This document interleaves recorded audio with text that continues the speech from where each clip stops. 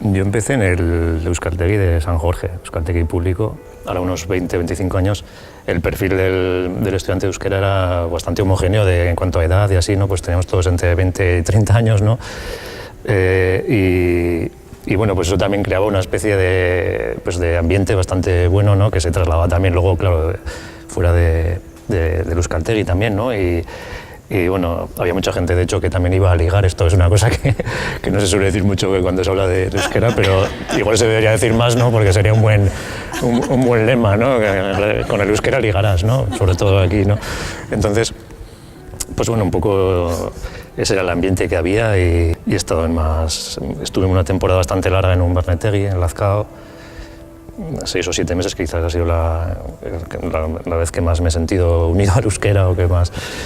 Y además allí conocí a mi mujer también, o sea... ¿Ligaste? Ligué yo, sí, o sea, en mi caso el lema ese, por ejemplo, funcionó, entonces pues ahí yo creo que hay que explotarlo más.